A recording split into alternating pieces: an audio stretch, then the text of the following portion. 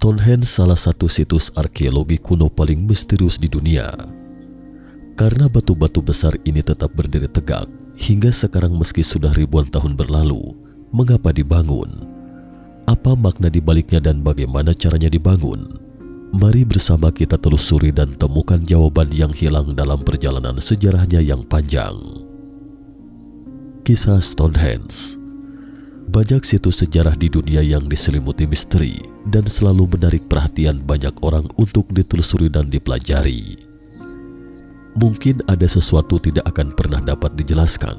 Terlalu banyak misteri alam yang belum terpecahkan. Stonehenge di Inggris, batu raksasa setinggi 6 kaki tetap berdiri tegak di daratan, tidak pernah jatuh meski sudah eksis selama 1000 tahun. Sementara formasi bebatuan Göbekli Tepe di Turki memiliki sejarah lebih dari 12.000 tahun, dan patung Moai di Pulau Paskah, ini semua merupakan peradaban prasejarah yang hilang dan masih belum bisa dipahami oleh manusia hingga saat ini. Hari ini mata ketiga akan bincang-bincang sejenak tentang Stonehenge di dunia. Formasi batu Göbekli Tepe. Göbekli Tepe atau Bukit Göbekli tersembunyi di gundukan bukit sampai ditemukan oleh seorang gembala Kurdi pada tahun 1994. Sejauh ini adalah salah satu penemuan arkeologi modern yang paling menakjubkan dan dianggap sebagai bangunan pertemuan tertua dan terbesar yang pernah ditemukan di muka bumi sekitar 6.000 tahun lebih awal dari Stonehenge di Inggris. Situs ini terletak 7 mil jauhnya dari pinggiran Şanlıurfa di tenggara Turki, atau sekitar 500 mil jauhnya dari Istanbul, ibu kota kuno Turki, dan lebih jauh ke selatan adalah perbatasan antara Turki dan Suriah. Daerah ini memiliki garis lingkar sekitar 300 meter dan ketinggian bukit 15 meter. Situs Göbekli Tepe seperti sebuah buku yang perlu segera mencari tahu jawabannya. Arsitektur patung dan asal-usulnya belum pernah terlihat sebelumnya dalam perkembangan manusia selama ini. Belakangan, hasil penanggalan melalui eksplorasi arkeologi diyakini situs ini telah menunjukkan sejarah aktivitas manusia setidaknya 12.000 tahun yang lalu. Situs Göbekli Tepe terdiri dari sedikitnya 45 bongkahan batu seberat 50 ton. Batu-batu tersebut saling membentuk lingkaran pada jarak 5-10 kaki. Namun dilihat dari medan pasir dan batuan di sekitarnya, bongkahan-bongkahan batu sebesar itu sama sekali mustahil diambil langsung dari lokasi setempat. Sejauh ini, puluhan bongkahan batu berbentuk persegi panjang atau berbentuk T telah berhasil digali. Sebagian besar batu yang ditemukan diukir dengan wujud babi hutan, bebek, lobster air tawar, singa, dan hewan lainnya. Yang membingungkan para arkeolog adalah waktu pembangunan formasi batu Göbekli Tepe tersebut berada pada zaman Neolitikum. Secara teori, saat itu manusia baru beralih dari peternakan ke pembangunan pertanian yang mendorong pembangunan pemukiman, sehingga dengan demikian membentuk seni dan budaya. Tapi teori ini sepenuhnya dipatahkan oleh situs Göbekli ini karena tidak ada bukti tanaman pertanian di dekatnya. Sementara situs Göbekli memiliki banyak pahatan artistik. Menurut arkeolog, itu adalah tempat pertemuan manusia menyembah dewa dan merupakan lintasan perkembangan sejarah. Hanya saja peradaban misterius mana yang mampu membangun formasi batu berskala besar pada 10.000 tahun yang lalu, dan dari mana asalnya manusia pembangun itu. Ini mungkin juga menumbangkan titik waktu teori evolusi, dan sulit rasanya untuk mencari tahu misteri ini dalam waktu singkat. Diperkirakan akan memakan waktu ribuan tahun. Batu Karnak di Desa Karnak. Situs megalitik lainnya adalah kumpulan batu Karnak di Desa Karnak di semenanjung Britani, di barat laut Prancis. Ada lebih dari 3.000 batu prasejarah tertata di sini. Karnak berdiri seperti barisan prajurit. Batu-batu besar ini diyakini didirikan oleh orang-orang kuno yang dapat dilacak kembali sekitar 3.300 sebelum Masehi. Beberapa di antaranya bahkan berasal dari 4.500 sebelum Masehi. Bebatuan batu Karnak dapat dibagi menjadi 3 kelompok, antara lain Kermario Alignment, Menek Alignment, dan Karlsken Alignment. Ketiga susunan ini mungkin termasuk dalam kelompok yang sama pada zaman dahulu, Tetapi karena beberapa batu dipindahkan oleh generasi selanjutnya, sehingga membentuk 3 kelompok.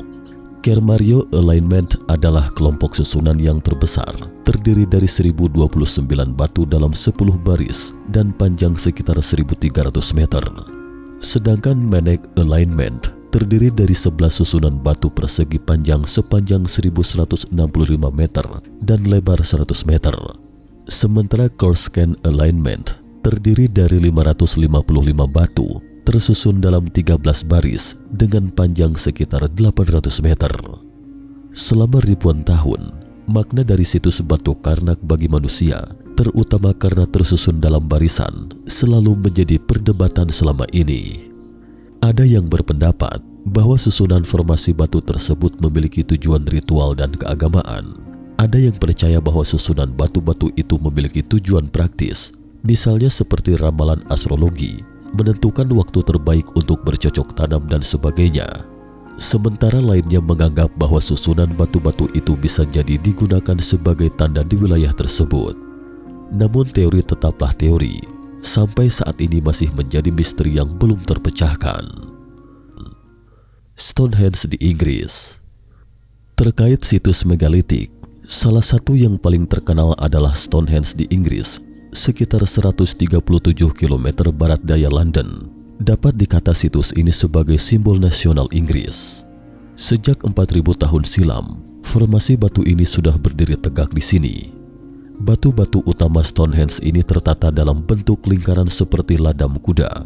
Terdapat cincin batu yang relatif kecil di dalam lingkaran batu. Di antara kedua cincin batu ini terdapat bangunan prasejarah yang disebut Trilithon, yaitu struktur yang terdiri dari 2 batu vertikal besar yang menopang batu ketiga yang diletakkan secara horizontal di atas. Yang membingungkan adalah bagaimana caranya membuat lintel atau blok batu yang beratnya beberapa ton diletakkan melampaui puncak batu tegak, dan bagaimana caranya membuat lintel dan batu tegak menyatu dengan erat. Penggabungan pada bagian yang menonjol dari atas tiang batu dengan lekukan blok batu yang cekung itu sama persis dengan teknik penggabungan yang digunakan oleh para tukang kayu saat ini. Bagaimana caranya orang-orang zaman dahulu dapat menghitung busur secara akurat sehingga blok batunya seimbang dan tertata rata di atas pilar batu dan dapat membentuk formasi batu melingkar? Ada yang mendapati bahwa hampir setiap hari dalam setahun, orang-orang tidak dapat melihat matahari terbit ketika berdiri di tengah formasi batu Stonehenge. Tetapi pada titik balik matahari musim panas, matahari terbit akan muncul dari balik batu utama.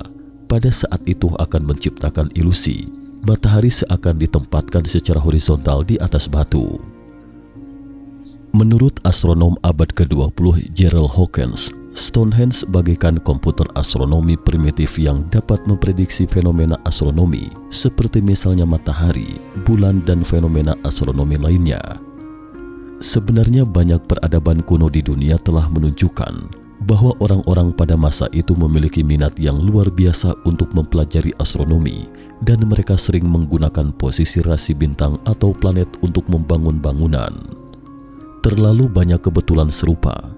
Apakah itu pesan yang ingin disampaikan orang dahulu? Selain itu juga ada temuan yang mengatakan bahwa situs megalitik itu memiliki efek menyembuhkan penyakit. Lingkaran dalam Stonehenge terdiri dari kordierit, batu permata yang langka. Menurut ilmuwan, kordierit yang langka itu pernah menjadi jantung Stonehenge dan terkait erat dengan penggunaannya untuk pengobatan.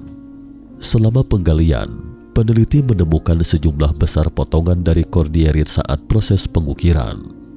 Orang-orang pada waktu itu mungkin percaya bahwa kordierit atau batu permata memiliki khasiat pelindung diri atau penyembuhan, sehingga menggunakan batu permata yang diukir sebagai jimat. Dari zaman Romawi hingga abad pertengahan, orang-orang selalu mengangkut kordierit atau batu permata dan memotongnya menjadi potongan kecil. Oleh karena itu, Stonehenge mungkin pernah menjadi pusat medis di masa lalu.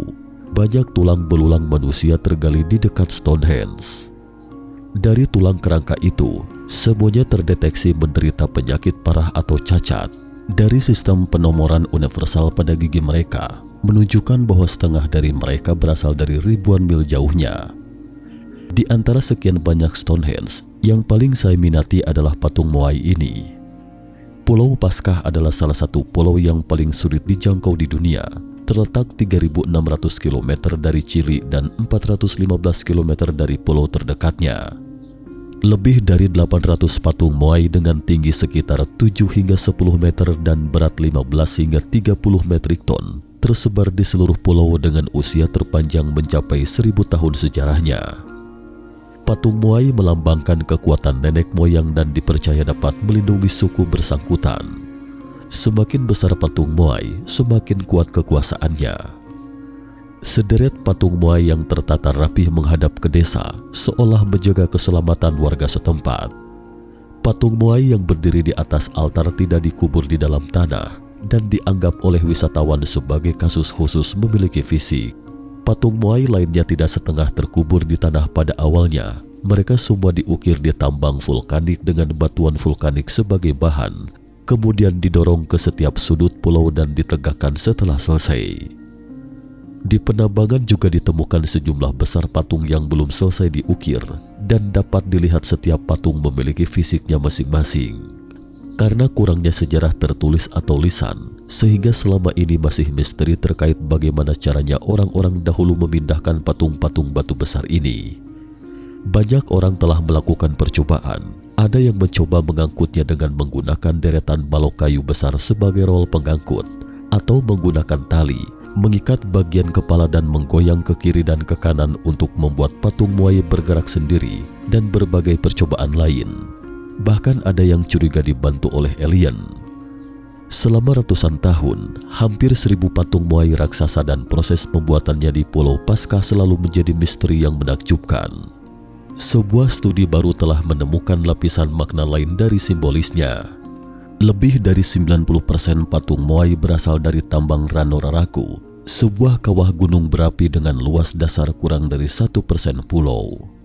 Secara umum diyakini bahwa batu-batu itu ditambang dari sini, dibuat menjadi patung batu dan disimpan sementara waktu di sana, kemudian disebarkan dan diangkut ke berbagai tempat di pulau itu. Sebuah studi baru yang diterbitkan dalam Journal of Archaeological Science menyebutkan bahwa hampir 400 patung batu berada di area tambang. Beberapa patung lainnya dikubur di tanah dengan struktur yang diperkuat. Ini tidak terlihat seperti penyimpanan sementara sebagaimana tujuan semula. Sarah Sherwood, seorang ahli geologi di University of the South di Shawnee, Tennessee, mengatakan bahwa dari hasil analisis sampel tanah di sana, mereka menemukan bahwa sampel tersebut mengandung kalsium dan fosfor tingkat tinggi.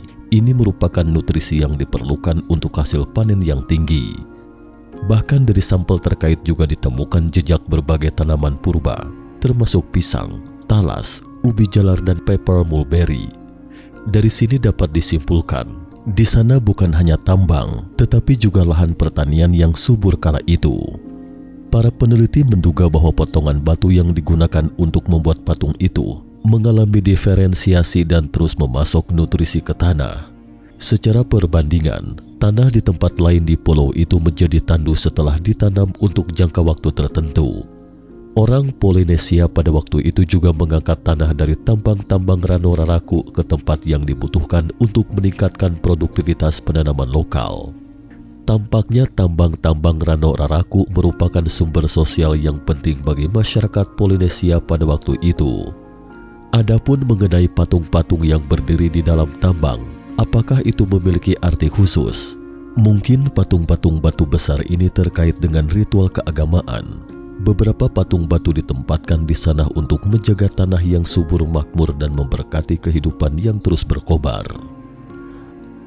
Sebuah insiden kecil pada patung moai, Batu Wajah tahun 2020. Seorang warga setempat mengendarai truk dan menabrak patung moai hingga putus dengan alasan remblong. Wali kota setempat Pedro Paua menegaskan, ini adalah kerusakan yang tak ternilai. Pria itu kemudian diciduk pasca kejadian itu. Patung batu itu tampak hancur, sama sekali tidak dapat melihat bentuknya yang semestinya. Di bawah kerusakan yang sama sekali tidak dapat diperbaiki, insiden ini memicu amarah penduduk setempat karena tidak hanya menghapus dan merusak sejarah, tapi juga merupakan penghinaan terhadap leluhur. Patung moai memiliki nilai agama dan keyakinan yang penting di daerah setempat. Wali kota setempat bahkan mengatakan, hal-hal seperti ini tidak hanya menakutkan, tetapi juga merupakan pelanggaran terhadap kehidupan dan budaya. Dalam beberapa tahun terakhir, kami selalu berusaha keras untuk memulihkan makna sejarah dan pentingnya warisan arkeologi. Cukup sekian dulu topik kita hari ini. Jika suka dengan video mata ketiga, jangan lupa like, subscribe, dan share. Terima kasih atas perhatiannya dan sampai jumpa di episode berikutnya.